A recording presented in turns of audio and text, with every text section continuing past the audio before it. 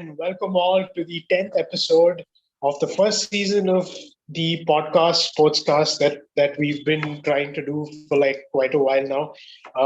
Where this is a podcast where we delve into the minds of sports individuals, sports personalities, sports people, or rather anybody, I think, who's connected to the sports space in India today. Today, I thought that we can actually get a different perspective on sports from, I believe, an academic and somebody who has a lot to do with the sports space today, in addition to being an athlete and also a connoisseur, or somebody who's trying to build a curriculum and those kind of things in sports as well. Today with me, I have Professor Sourav Mukherjee from the Indian Institute of Management in Bangalore.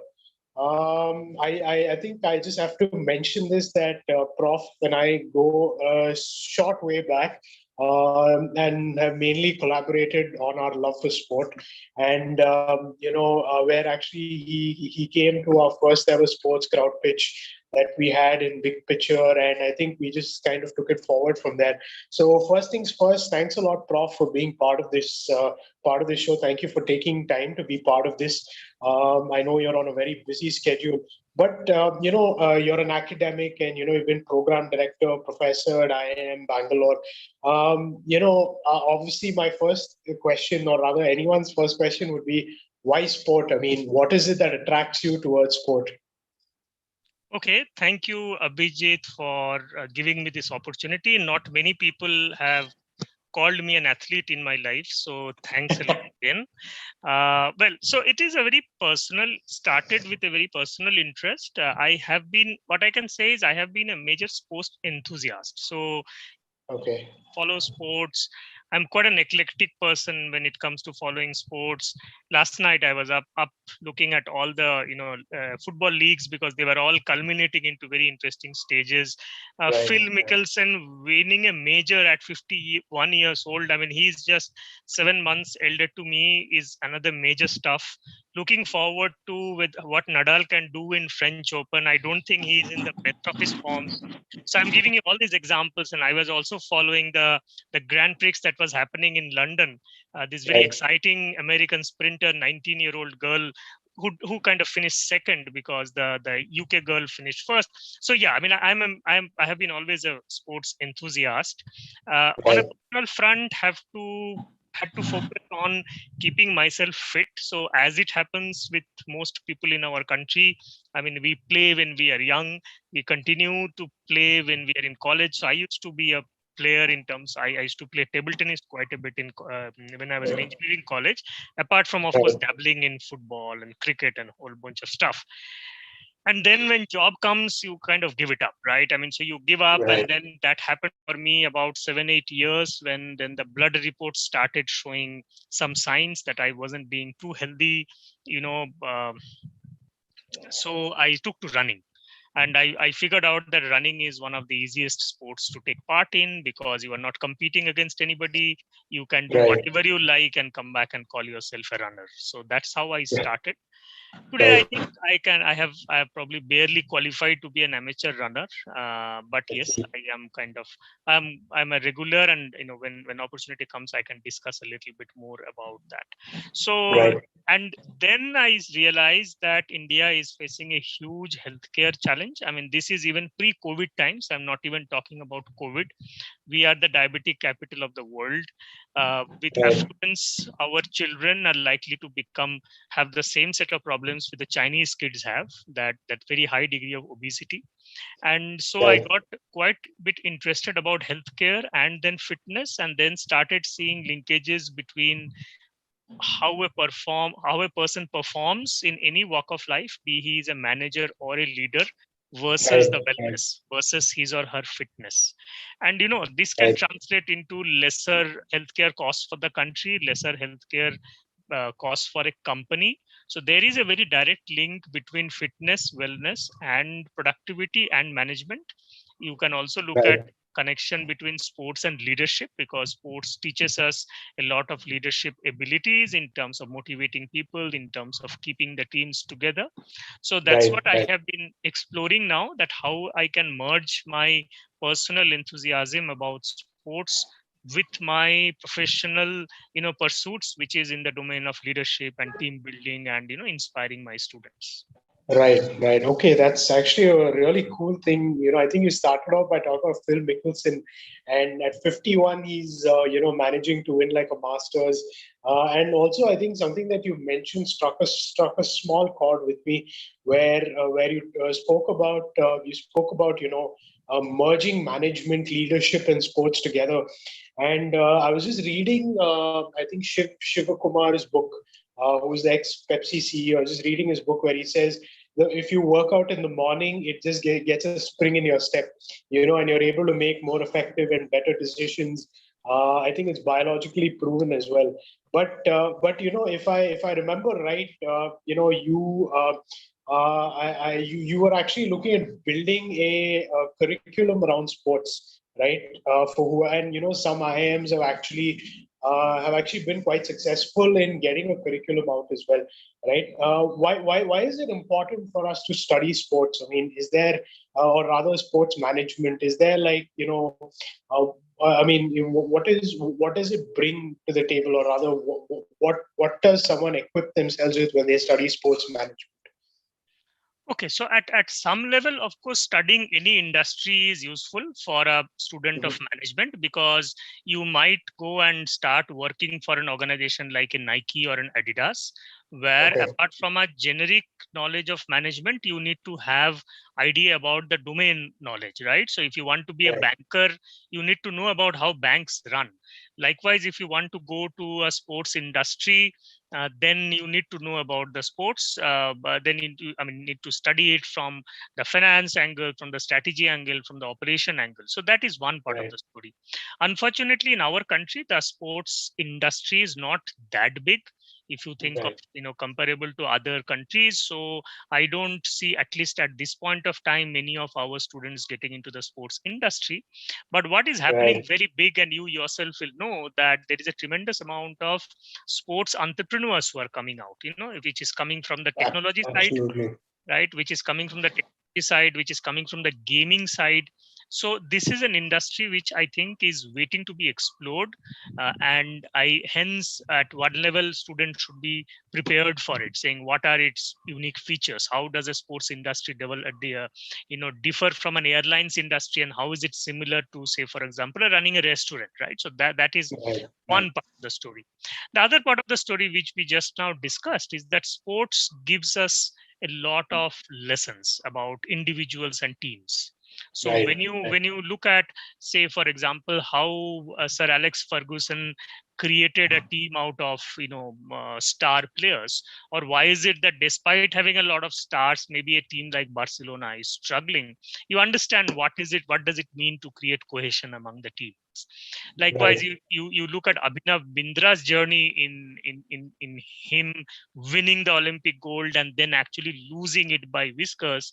Then you know that the importance of hard work, at the same time dependent on chance. There is something happening by luck which is not within your control, and how do you reconcile that? So I see so much of things that can be learned from the sports people. I mean, just yesterday I was reading Gary Kasparov's book, and he just talks about amazing stuff on artificial intelligence. I mean, this is a guy who has played chess against smart machines, and in 2017, when he's writing the book, he said that today it is a given thing that the smartest chess computers will beat me. I mean, there is no way I can beat them, which I used to do very happily 20 years ago.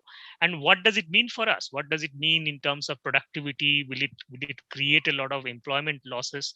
So I think it's very important to understand the lessons that we derive from sports industry, even if you don't want to be in the industry.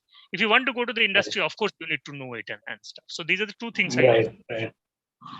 Right. Okay. Very interesting take, actually. And also brings me back to Sir Alex, who at some point was taking classes in the Harvard Business School, I don't know. They're actually releasing the movie as well on the 28th, I think, of this month. Another few days, they're going to be releasing that movie. I want to come back a little bit to the healthcare space that you were interested in, and or rather something that still interests you. And you took up running, and I'm as amateur running as well. The previous episode we actually had a gentleman who was a type 2 diabetic person, and he's actually taken up triathlon, and he cycles, runs, and jogs, and all of that. So in terms of healthcare, what is it or rather, what can we as Indian people do, to make sure that these diseases don't hit us, and also what kind of sports would you recommend for somebody who is diabetic? Okay, so let me try to answer it in multiple parts. Okay. I think India as a country does not really have a sporting culture, right? I mean, I'm generalizing a bit. Again, if you go by economic segments and all, it may differ, but overall, given the resource position, our parents have always told us to study hard. And after studying hard, if there is little bit of time, maybe you can do sports, maybe you can do music. So sports has been a very, kind of a voluntary activity.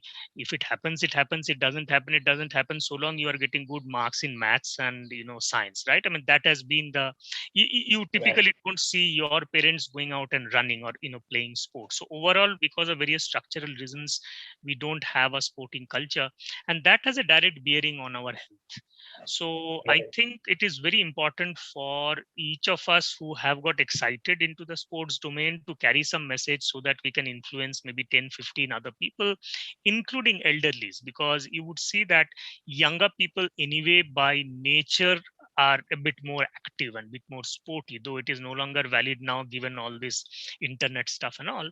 But for a larger in the middle age and the elderlies, I think we have to encourage people to take up activities. This may be simple things like walking, but at the end of the day, it has to be very disciplined, right? It has to be a routine. You can't do something today morning and then forget about it, right? So I think that is something that is absolutely very important for our country to focus on. The second thing, and this I am coming from my own personal experience, is that when you start doing a sport, even at a very amateur level like what I do, you become much more conscious about certain other things in life. I mean, once I started running, and obviously when you run, then after a point you want to improve, right? I mean, you are saying, okay, I'm running a 10 kilometer, I'm probably taking 75 minutes now. Next year maybe can I reduce the time? And that is when you suddenly realize that to be a good runner, it is not that you have to go and run fast, but you have to fix your life in other dimensions.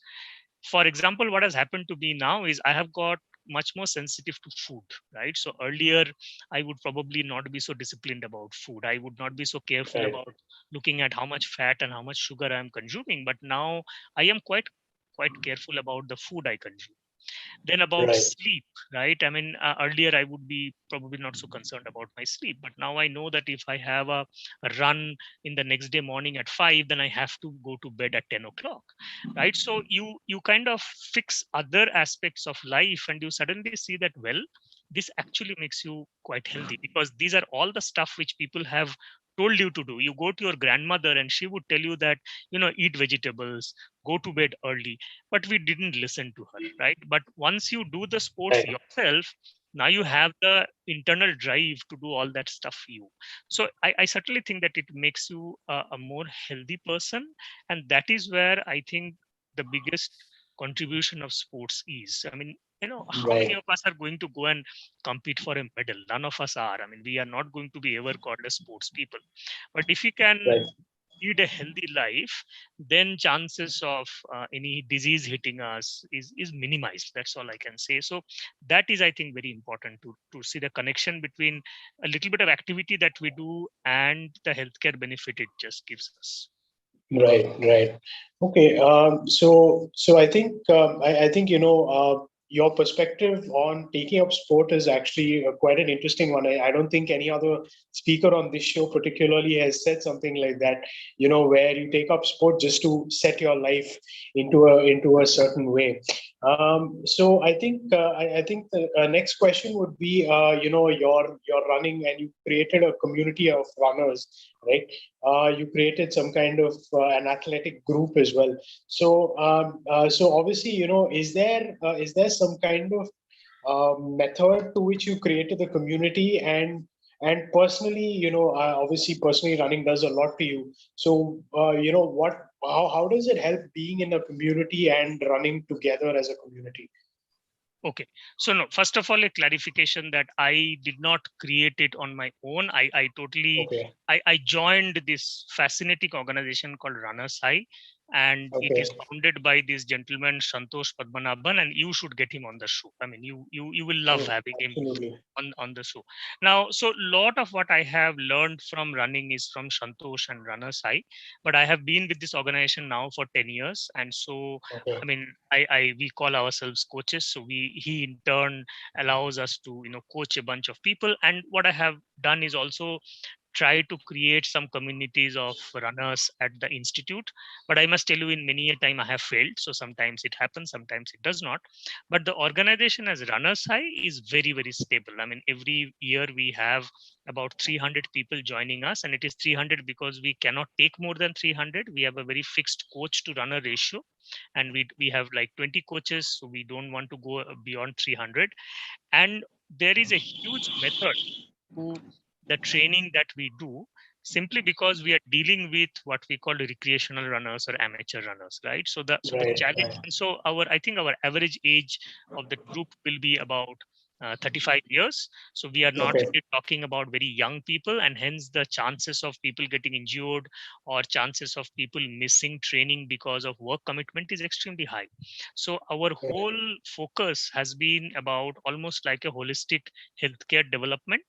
But Right. running is the nucleus. So running gets us excited, but around that we kind of build a schedule where people become disciplined.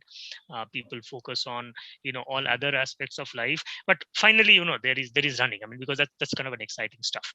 So that Right. Right. now, when I first met Santosh, and that is like 10 years ago, he told me that running is a community activity, and I thought, what is he talking about? I mean, running is the most individual activity I know, right? It's not a team Right. sport. What nonsense this is fellow talking about. But now I understand that what he said, because for running for us, right, who are amateur runners, who have like whole bunch of other commitments in life, it is the community which inspires you. It is the community which makes you disciplined. So there's a friend group, and we actually assign buddy groups. So I am part Right. of a buddy group of 20 people, and we make open commitments. We say, okay, this season this is what I will do. And then we, of course, this is pre-COVID times, we will travel together.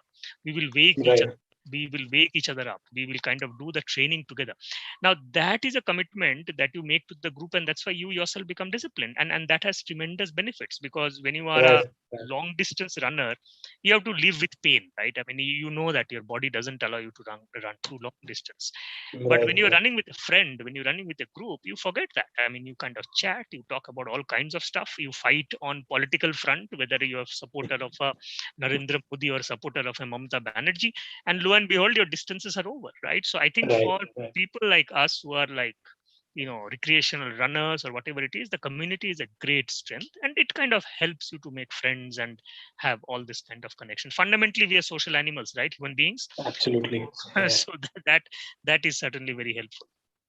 Okay, it's actually no, very wonderful that also to hear that you coach running. I'll have to be talking to you about that very soon. Um, but coming back a little bit to India in sports and professional sports, we've had I think the last Olympics in Brazil. We didn't really have, or rather, India as a country didn't really have the best of outings. But if you flip it to the other side and see, the participation was really there, right? I think one of the biggest contingents to ever travel for an Olympic Games. What do you see happening? I know it's a little presumptuous to be asking that, but what do you see happening in Tokyo 2020, 2021 rather? Yeah. So So let me come back to the Tokyo part a little later. Okay. Let me tell you what I have understood as the structural issues as far as India is concerned. See, our base is not good enough, right? I mean, if you will find that there are people like Vinab Vindra and PV Sindhu and Sainia, they emerge in spite of the system and not because of the system.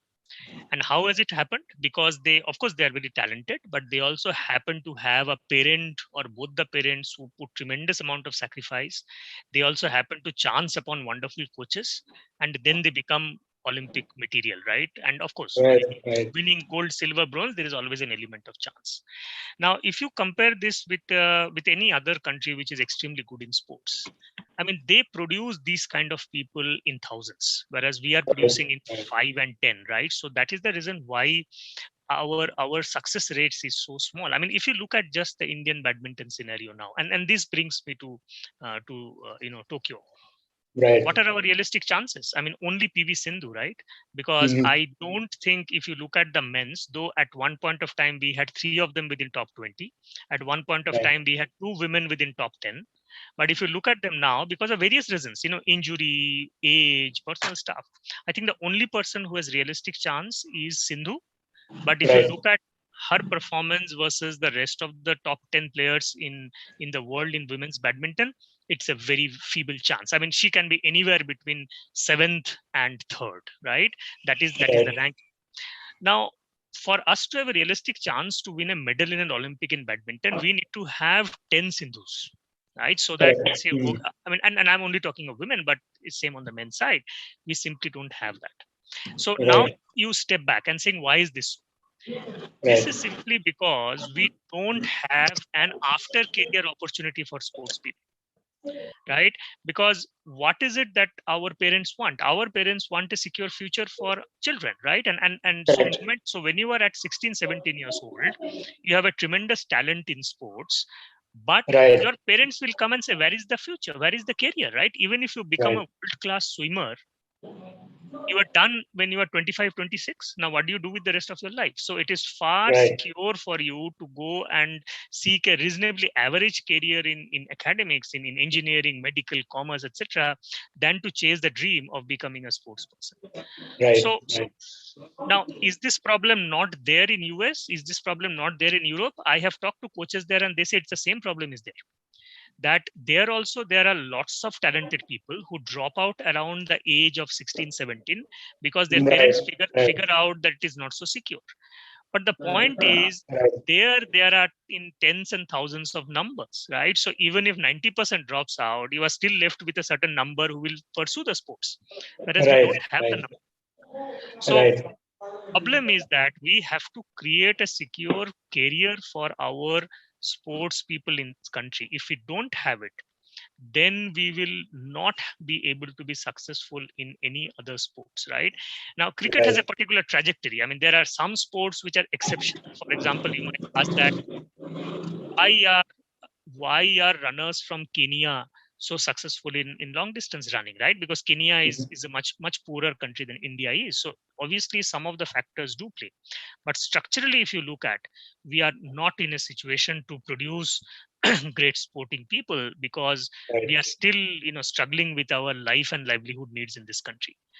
And Right. that Right. brings to the second question that and this is a chicken and egg, right? Because we don't have enough physiotherapists, we don't have enough coaches, we don't have enough sports psychologists, and the entire, if we create all that, then there are a lot of job opportunities will be created. So even if you are a sports person who could probably went to the Asian Games, but beyond that could not do anything, you can have a nice career as a coach, or you can have a nice career as a physiotherapist, maybe.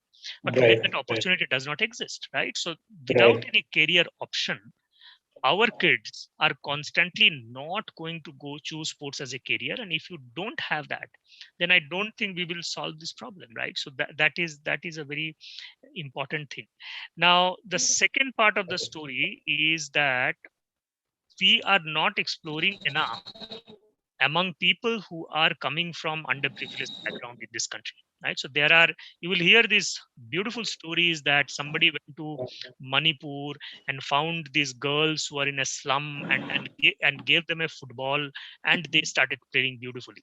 But unfortunately, they all remain very anecdotal. Our ability to go and reach out to people who are economically underprivileged but who may be very talented is very, very limited.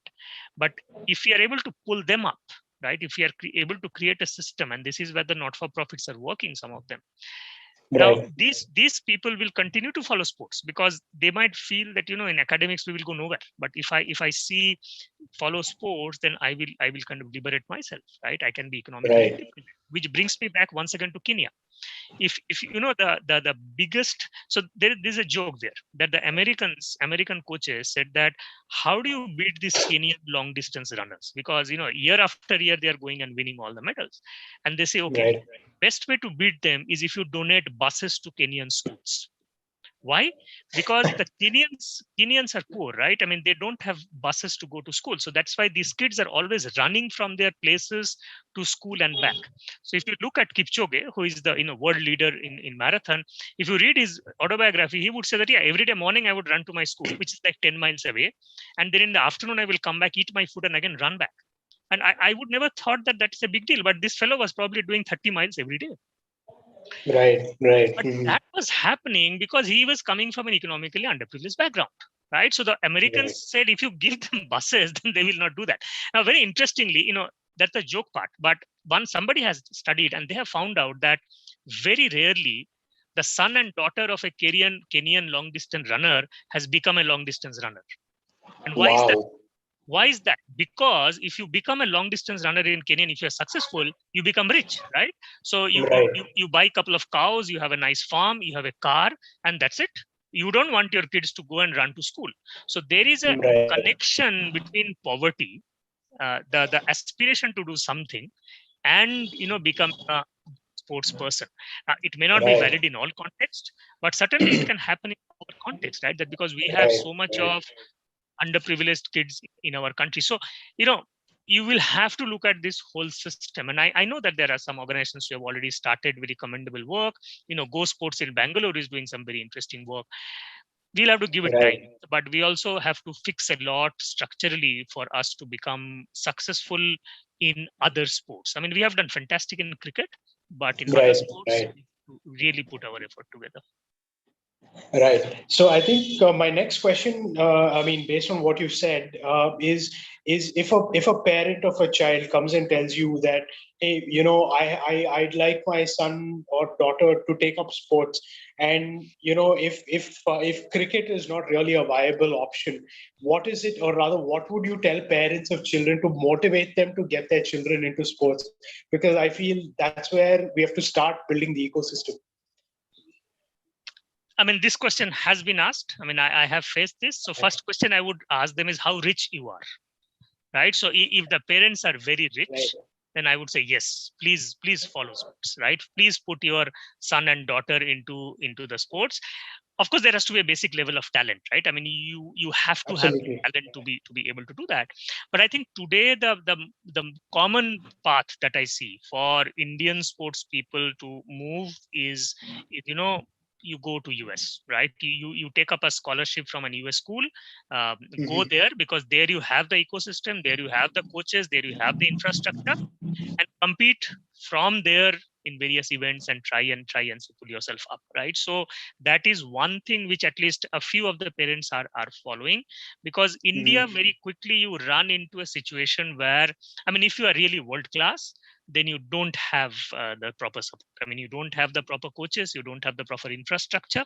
And the paradox of India is that India helps you a lot only when you become successful, right? So it is only Right. after you win that Olympic gold or Olympic silver, then you will have no dearth of resources, because then the corporates will come and sponsor you, then the ministers will come and give you garlands and gold and car and stuff like that. But before Right. that, there is nobody who is looking at systematically saying, okay, they have this potential, so I have to go and support them, right? So that is where, Right. so the parents have money, send them abroad, they will have enough infrastructure, and maybe they will become a nice sports person. Even if not, the fact that they have gone to a good university, their career is assured. So, that is kind of minimizes the risk for the parents.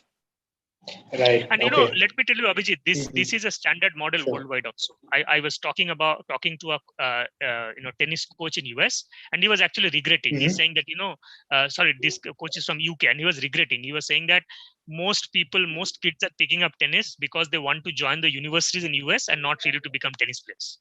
So that was his regret. So this is a standard route for many other countries also, but I am seeing that happening in India, which is probably a good thing in the short run measure, because changing the system will certainly take a long time.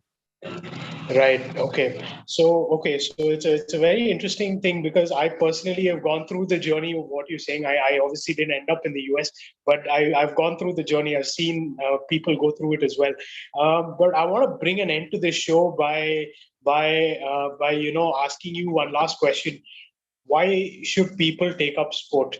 It seems like a very simple question, but coming down to drilling down to why they should take up sport, I think your perspective or your motivational quote, I think, would bring a nice end to this episode. See, apart from the obvious, I think sports allows us to win every day, and sports allows us to deal with failures every day, right? And I think I feel that if you want to be a happy person in life, you should know how to deal with success and how to deal with failures. And how do you deal with it? With humility, right? I think that is very essential, my realization, to be happy in life. And when I go out in the morning to run, someday I feel a high, someday I achieve my targets, I feel, wow, I have done so well today. And then someday I kind of just don't perform and I feel so bad. And then finally I come back and say, wow, man, it's just a run, right? So life is a journey like that. You have to take your wins and losses in your own stride and be mentally ready for the run the next day. And I think that's what sports teaches us. Right. Okay. So great. Thank you so much, Prof, for being part of this. I think so many people who are listening to this are actually going to take up running tomorrow. I've been someone who's been running obviously for quite a while, but I'm pretty sure people are going to take it up, and a lot more people are actually going to even start thinking about sports management courses based on what you shared. Prof. Sourav Mukherjee, thank you so much for being part of this. I'm definitely going to have you on season 2, because there are a lot of unanswered questions that, or rather, we've kept this a little short, but I think there are a lot of things that we would have to touch upon in the next season. So thank you so much for being a part of this show, Prof. Thank you. Thank you, Abhijit. It was nice talking to you and your audience.